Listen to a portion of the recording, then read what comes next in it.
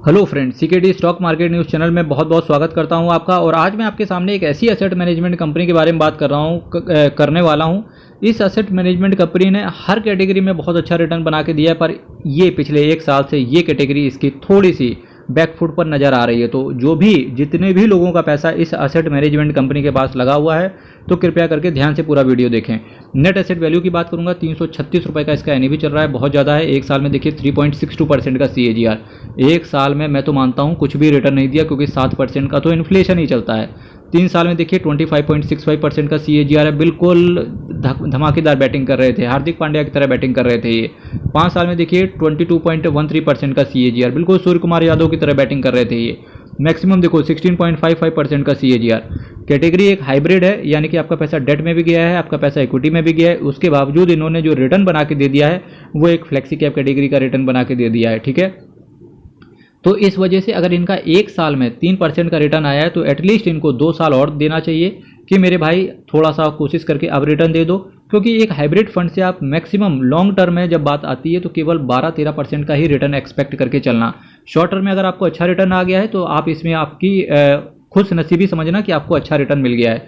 पर जी हाँ, flexi cap category हो, चाहे हाइब्रिड फंड हो, चाहे स्मॉल कैप फंड हो, रिस्क तो आपका वेरी हाई ही रहता है। क्योंकि ऐसी बात नहीं है कि अगर आपका पैसा हाइब्रिड फंड के अंदर आया है, चाहे आपका पैसा डेट फंड के अंदर चला जाए, तो आपका रिस्क कम हो जाता है। क्यों ऐसा है? देखिए 104 का एनएवी था, गिर के देखिए 100 का एनएवी आ गया, तो गिरता तो ये फंड भी है। तो इस चीज़ से आप बिल्कुल ध्यान रखना।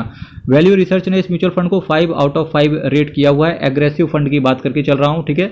संजीव शर्मा, वासव सहगल, अंकित पांडे साहब आपके पैसे को मैनेज करके चल रहे हैं। इसके साथ साथ अगर मैं बात करूँ 3 महीने में देखिए नेगेटिव का है 3.12% का एब्सोल्यूट रिटर्न। अगर कोई नया बंदा इस म्यूचुअल फंड के अंदर जुड़ा है, तो कृपया करके अभी इस म्यूचुअल फंड को 1-1.5 साल और दो। हो सकता है कि आने वाले समय में ये अच्छा रिटर्न इन्वेस्टर्स को डाल के दे। 6 महीने में देखिए 6.83% का एब्सोल्यूट रिटर्न दिया है।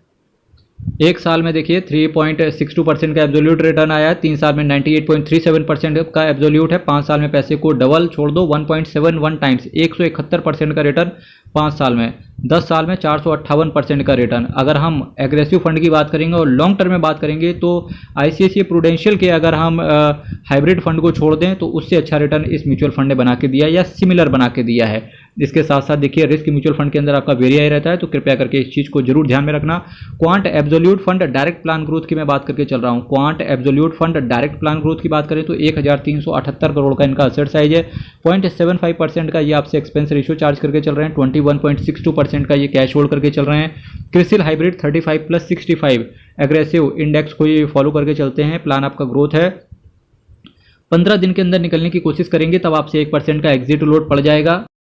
अब अगर मैं इस म्यूचुअल फंड की बात करने की कोशिश करूं, तो देखिए किन किन सेक्टर्स में आपका पैसा पड़ा हुआ है। तो देखिए financial, material, automobile, energy, health care, construction services, capital goods, metals and mining, ये कुछ सेक्टर हैं जहां पर आपका पैसा है। किन शेयर्स में आपका पैसा है? तो देखिए Jio financial services, government of India के कुछ बॉन्ड्स वगैरह हैं, Maruti Suzuki, state bank of India, UltraTech cement. तो देखिए हाइब्रिड फंड के अंदर क्या होता है, मैक्सिमम आपका जो पैसा है अगर इक्विटी के अंदर आया है, तो इक्विटी के अंदर ये लोग लार्ज कैप शेयर्स को टारगेट करते हैं। तो लार्ज कैप शेयर्स के अंदर क्या होता है कि जब शेयर मार्केट गिरता है, तो लार्ज कैप कम तरीके से गिरता है। पर 25 अक्टूबर और 26 अक्टूबर को ऐसा 2 दिन रहा जहां लार्ज कैप ही ज़्यादा गिरा और स्मॉल कैप कम गिरा।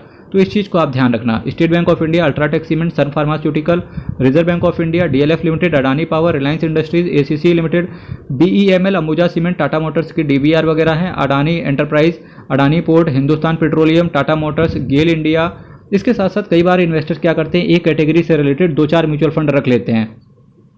आपको ऐसा बिल्कुल और सपने में भी नहीं करना चाहिए। वो ऐसा क्यों, मैं बताता हूँ। क्योंकि देखिए जब आप सिमिलर कैटेगरी के 2 म्यूचुअल फंड रख लेते हो, एग्जांपल के तौर पे आज मैं दे रहा हूँ हाइब्रिड फंड, पता लगा आपने क्वांट का भी हाइब्रिड रख लिया और ICICI प्रूडेंशियल का भी हाइब्रिड रख लिया, तो इसमें आपका नुकसान हो जाता है। क्योंकि दोनों ही म्यूचुअल फंड, यानी कि दोनों ही म्यूचुअल फंड सेम बेंचमार्क को अगर फॉलो कर रहे हैं, तो रिटर्न आपको क्या बनेगा? अगर एक गिरेगा तो दूसरा भी गिरेगा, एक बढ़ेगा तो दूसरा भी बढ़ेगा।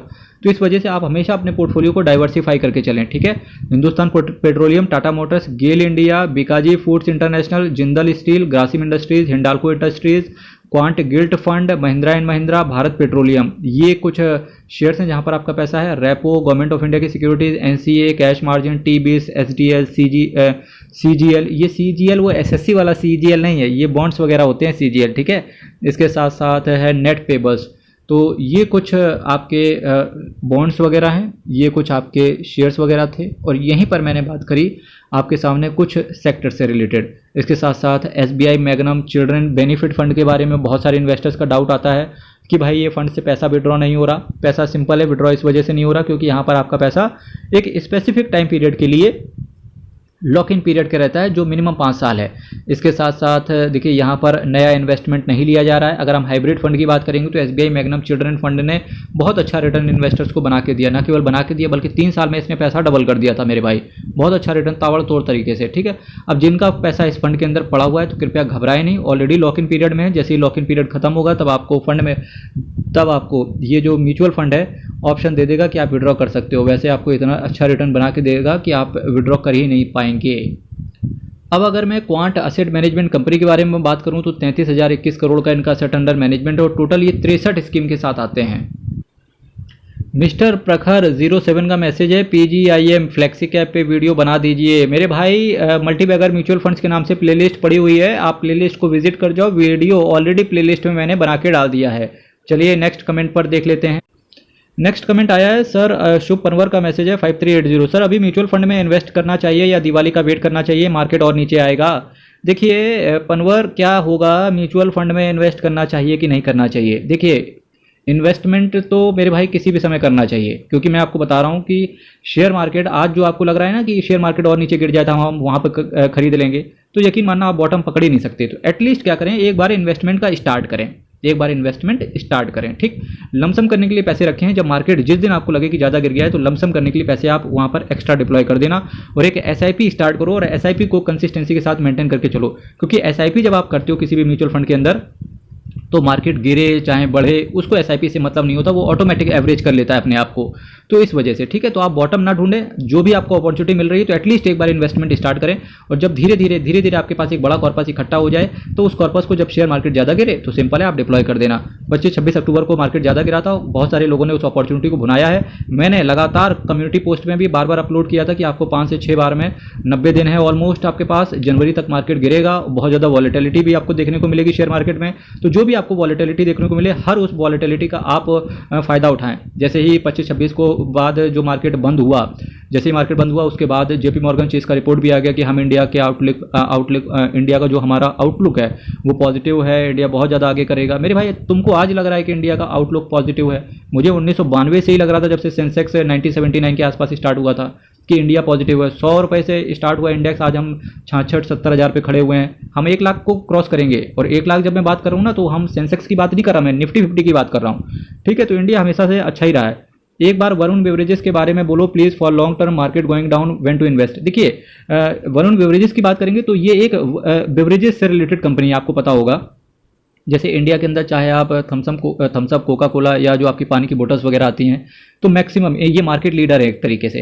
तो ये जैसे आपको पता होगा कोल्ड ड्रिंक्स वगैरह की सेल सर्दी में कम हो जाती है, तो इस वजह से क्या होता है, सर्दी में जो इसके क्वार्टरली रिजल्ट्स आएंगे चाहे दिसंबर वाले या मार्च वाले, दोनों ही रिजल्ट्स गड़बड़ रहते हैं। मैक्सिमम बार ऐसा हुआ है कि सर्दी में इस वजह से शेयर प्राइस इसका 20 से 25% करेक्ट हो जाता है, ठीक है। तो जैसे ही ये शेयर प्राइस करेक्ट हो तो शांति से धीरे धीरे एक SIP करना स्टार्ट करो और पैसे को एक्यूमुलेट करो। पास्ट में बहुत अच्छा रिटर्न देखने को मिला है, तो पॉसिबिलिटी ये है कि आने वाले समय में इस पर प्रॉफिट बुकिंग आ सकती है।